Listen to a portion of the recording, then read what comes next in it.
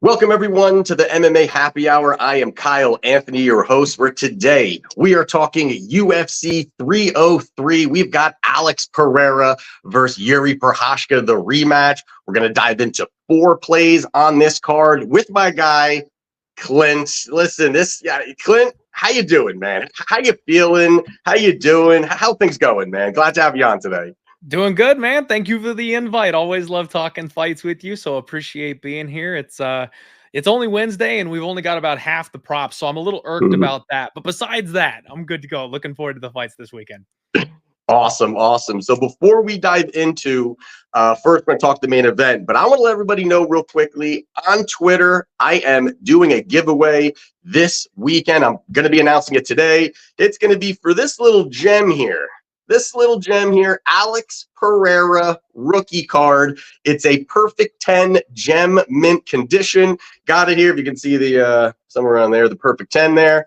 Going to be giving that out, and look for instructions on Twitter. Going to be giving that out there. It's going to be picking basically who the winner is in the main event and what round. So jump over to Twitter after you watch this, get involved, and maybe we're going to be giving out the winner right here, right now. So first thing we're going to talk about here today is going to be Alex Pereira versus Jiri Prochazka here. And this is a rematch from UFC 295, a fight that I was at.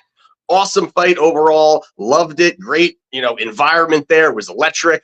And then it started to be a little bit of, hey, was it stopped early? Was it a little bit of an early call here? So we've got the line roughly around the -140 mark. You got Jiri here, short underdog here. So, Clint, how do you see this one going down here in the main event? And do you see it being much different from the first one?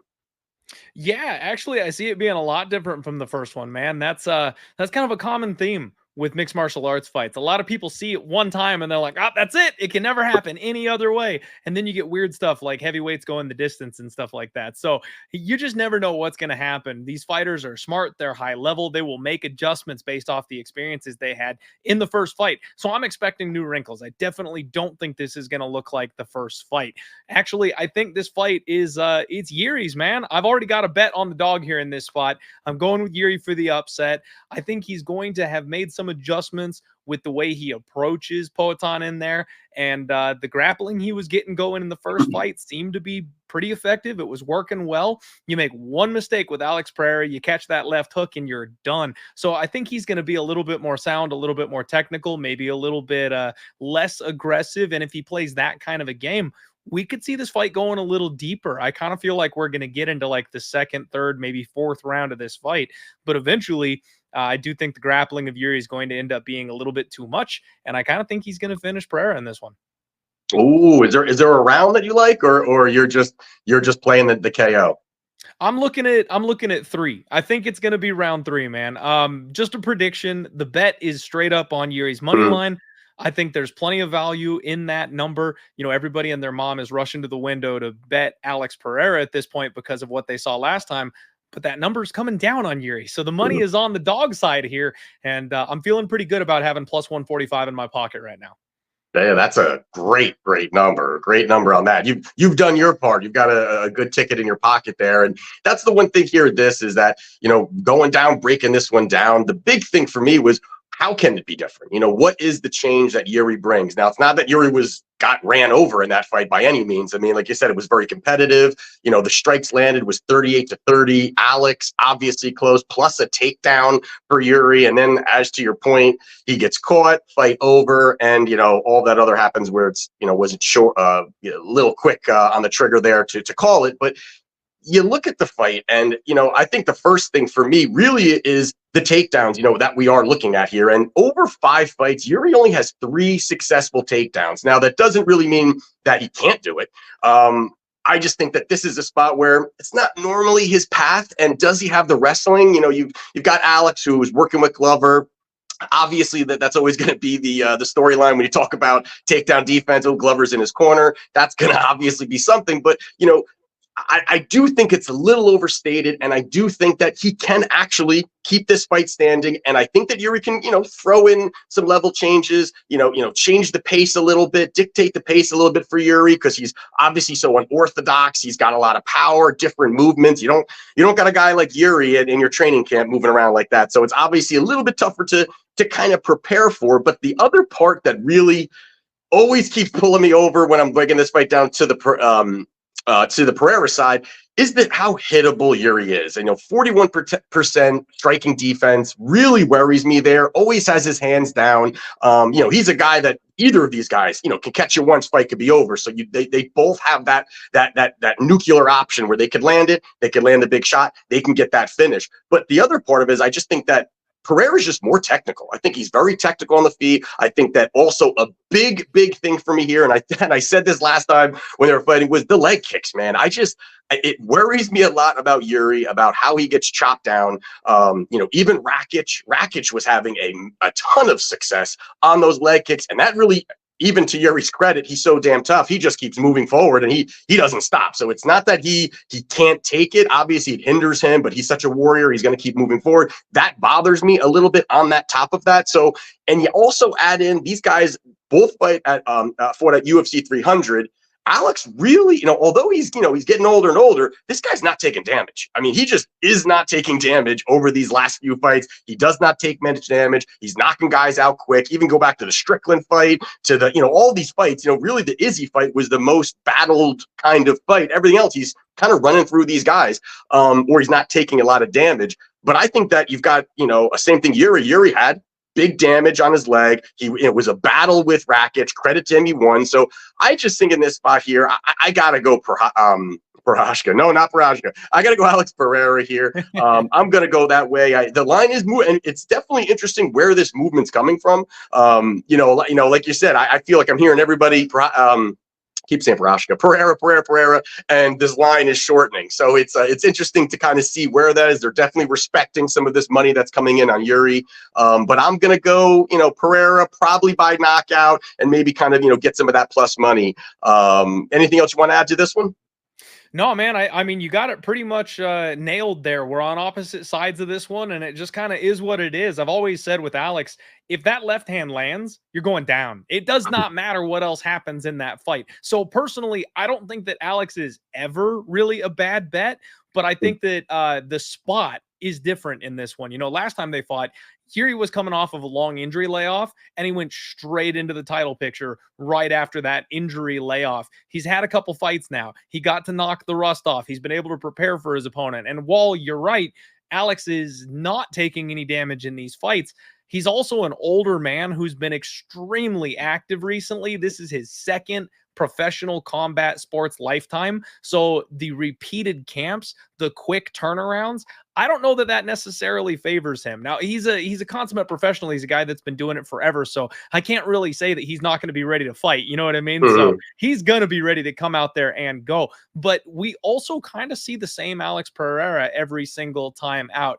Yes, he learned a couple of judo tosses. Yes, he's been doing jujitsu with Glover. But when he fights, it's the same thing. It's the same thing every time. And so I think Jiri's the one who can make some adjustments and come out and approach this a little bit differently and then find more success than he did the last time around. And he's in a better spot because it's not going to be a short notice situation. It's not going to be an injury situation. He's coming in here. He's had his eyes on Alex since the first time. So I think we're going to get a better version of Jiri.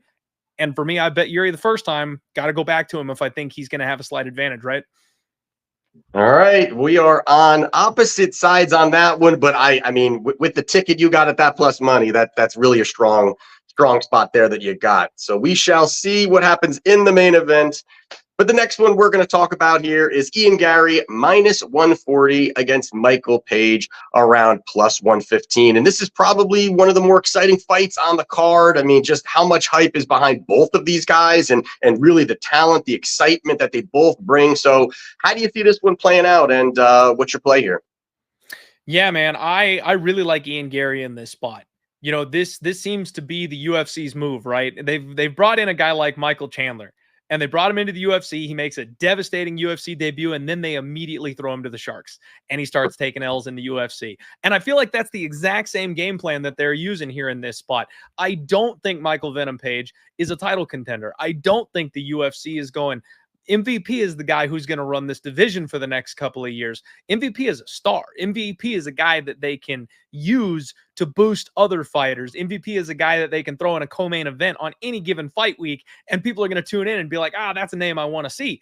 So this is the spot where they're turning him around off a win to make an absolute star out of Ian Garry. People hate Ian Garry. People hate Ian Garry's wife. And the UFC is going, how do we make people like this guy? We get him a dominant win over somebody who suddenly everybody loves. He fought a very close fight with Kevin Holland. He got taken down in that fight against Kevin Holland. He got his neck taken by Kevin Holland, a guy who is inconsistent at best and refuses to follow a game plan. Now he's going in there against a young, hungry stud who we all know is headed for the top 3 of this division, more than likely. A guy that is training with Charles do Bronx Oliveira, a guy who is hungry to prove that he's the best in the division, and a guy that the UFC can get behind. He's only 26 years old. He's got a lot of time to become that Conor McGregor clone that he's always wanted to be. Man, I think this is just the perfect spot for Ian Garry to get in there, turn a couple heads, and the UFC give him a real push because he's got a name like Michael Venom Page on his record after this one.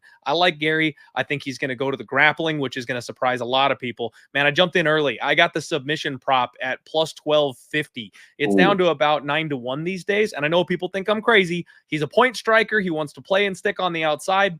That's not how you beat Michael Venom Page. If you try to go tit for tat and strike with a guy like MVP, you are playing with death, my friend. He's going to be faster. He's going to hit harder. I think Gary's smart enough not to play that game. And the fact that he's training with somebody like Charles Oliveira gives me some confidence that there's going to be some grappling involved in this fight. I think Gary's going to use that wrestling that people just don't know is there. He's going to take him down. He's going to dominate him on the floor. And I think he's going to find his neck at some point. So give me the favorite here, the small favorite, the unpopular Ian Garry, and then give me the big payday on that sub prop, baby. Let's go. Ooh, that's a juicy one, Clint. That's a juicy one. And I definitely got to agree here. I mean, I think the first thing is that, Page, anyone who breaks down Page, we all know what we're getting, his unorthodox style, his movement, the footwork, the range, all of these things. And that's, a lot of these things you do see even that Gary's got, like to your point, he's on the outside. Garry has great footwork also, good kicks, good movement. All those things are great. And I think that can help him. But definitely one of the biggest kind of takeaways, I think, from for Page was his last fight against Holland. And everything that you said, I definitely agree with, where we're talking about, the takedowns. That to me was really kind of opened my eyes more to really a path here for Garry. Garry obviously is not a wrestler. I really do also believe he's going to wrestle. I do think that's going to be possible, that he's going to look to do that, slow it down a little bit. Kevin Holland was 2 for 5 on takedowns, got some control time. Like I said, he was threatening also on the ground. That has got to really be something that we already know Garry is working on his skill set. We know he's talked about it. He wants to round it off. He's got grappling. He's got some submission game that he just hasn't needed to show it. I think that's where their possibility can be. And also, I do think that Gary's going to have really a lot of success with those low kicks. I think that he's really going to be able to smash the front leg of Page, and I think that also that's going to slow down some of the movement of Page. I think Page is, that's going to try to give him a flat tire where as he's kind of moving around and on his bike. I think that's going to help Garry as well too. So I think he can mix it up pretty well. Get those takedowns, push him up against the fence, minute win a little bit, if it's going to be some top control or even clinching, because I don't think that he, of course there's going to be moments of them striking, but I think that he's really going to look to cut the distance, move forward, clinch, get a takedown, because again, we're all expecting this glorified kickboxing match that these two high-level strikers are going to have. I don't really see it being that. And then the other part, the fact that Page is 37 years old. He is no spring chicken coming over to here. You've got 11-year age gap between these two. And yes, Page has looked great. All these things. He's, outside of the UFC and in the UFC, he gets a win over a name, Kevin Holland. But again, to your point is, Holland is just a wild man. He doesn't stick to a game plan. He's not a type of striker that Gary's going to be. So I think this is a spot. We've got Garry. He's got good volume. He lands 6 a little over 6 significant strikes per minute while only absorbing a little over 3. I think, again, the volume will be there. He's going to be risk adverse. And then when he can level change. So same thing. I did not play the submission, which is very intriguing. But I do like Ian Garry here to get the job. Yeah, I might have to. Might have to. Hey man, I'm glad we agree. That's awesome that you and I are on the same page here for this one. I am definitely looking for it. And but before we wrap this preview up, I got to ask though, Kevin Holland, when was the last time he challenged for a title? Who was the last contender that Kevin Holland beat? Like, that's a fun win for Michael Venom Page to get coming into the UFC. And that was a razor close fight that a lot of Holland bettors thought they won when it went to decision. So to me, that's not screaming top 5. That's not screaming title challenger. So yeah, man, I'm glad we're on the same page. I'm glad we're seeing this one the same. I know a lot of people have love for Michael Venom Page, and somehow Ian Garry, that favorite line is starting to creep up just a little bit, even though all that public money's on the dog. So I feel like we're in a good spot this week. Yeah, definitely. And lastly is even not only what you're saying there, but Kevin Holland is openly saying, I don't want to fight for a title. I just want to make, I'll just have fun fight. So even that more, I mean, what level of Kevin Holland has the frame, the reach, all these great attributes that he has, but it seems like the motivation is one of the biggest things that he really is declining more and more as this guy, like you said, that fight was a great fight for Page to come in. Oh, Kevin's going to talk, and you got Page, who's really, a showboater and high level. So it really played into Page. But I think this is the other way where you're going to see a level of how good Ian Garry is mixing in some of those takedowns too. So we agree on that one. And we will go to the next one here. We are going to talk Roman Dolidze. He's minus 150 on the comeback here. We've got Anthony Smith plus 120, and we don't have to get into all the craziness about this fight, who was supposed to fight, and this one was all the moving parts happened here. But how do you see this one going down here? You got Roman here again, minus 150, Smith plus 120. What's your thoughts? Man, this one's tough. So Roman Dolidze, he's very, very easy for me to cap, man. He either finishes you or he doesn't win. He's so reliant on the finish. That makes him exceptionally tricky and exceptionally dangerous to bet on or against, because he's a guy that you know exactly what he's going to come out here and do. Do you have the right fighter to stop that is the question. So does he come out here and he head kicks Anthony Smith to oblivion? Definitely on the table with how long in the tooth Smith is these days. Does he get a takedown and get on top of Anthony Smith? He might. Anthony Smith has a tendency to take bottom position when it comes to grappling exchanges because he trusts that jiu-jitsu of his so much. It's a little tricky with Dolidze coming back up here on 205 on short notice. He does suffer from cardio issues. He's never had the best gas tank in the world. So I wonder just how effective is he going to be over the course of a 15-minute fight if he doesn't get that finish. And frankly, we've seen Anthony Smith fighting really smart lately, man. Against Ryan Spann, he decided to stick and move and stay away from the big power. He got caught once, he survived it, and he stuck to the game plan and ended up winning a close decision. I can see that being the same game plan here, man. These guys are probably equals on the ground. In fact, I might even favor Anthony Smith a little bit when it comes to the grappling aspect of the game. Obviously, Dolidze probably more physical, probably stronger. If he gets on top, he's probably going to have more wrestling success, but I'm not sure he's good enough of a top control guy to keep Anthony Smith down if he really wants to get up. And when they're on the feet, again, power edge goes to Dolidze. Technique, skill, speed, that's all probably on the side of Anthony Smith. So I worry about the durability. It makes it hard to put your money on the guy, but I could see another stick and move, jab him in the face, don't let him touch you, and give me a decision for Anthony Smith. I don't actually have a bet yet on this one. I'm still kind of mulling it over. I want to see how these guys size up on Friday when they weigh in, when they face off, and I'm sitting tight for the moment, but I think I'm picking Anthony Smith this week, man. Yeah, man, this one was... When you go back and to your point, you go back and watch Roman Dolidze, man, I mean, the guy's extremely one-dimensional and he's got terrible striking. So it's like, if he can get you on the ground, we saw what he did with Jack Hermanson. I mean, the guy can be high level. I mean, his transitions, reversals, submission threat. He's a strong guy. He can really kind of bully some of these guys. But besides for that, I really struggle to see what he does outside of this, like, a big Hail Mary, haymaker shot that lands on Smith, because Smith's durability is absolutely a concern. There's no doubt his MMA mileage is wildly high and all those things. But Roman has been a guy that doesn't really wrestle. doesn't have the wrestling, struggles with cardio, is a one-off, his strikes are really one-off strikes where it's just big overhands. And if he can land something, but it's never really like, a couple jabs, work into space, throw an uppercut, work the body. He's just throwing bombs, and it can work against a guy like Phil Hawes. You know what I mean? It's going to work where you just got to touch the chin, where, yes, again, Smith can get clocked, but you look at really the paths here. I mean, out of the last 5 fights, Roman doesn't even have a successful takedown. And then even more to that, you look at Smith. I mean, and again, you said it. I think it's the speed, it's the striking, the cleaner striking of Smith. I think will be on the outside. I think he can really protect the chin and not look to just go in there and trade. There's no way he's going to be looking to go in there and absolutely trade. And I also like that Smith is going to.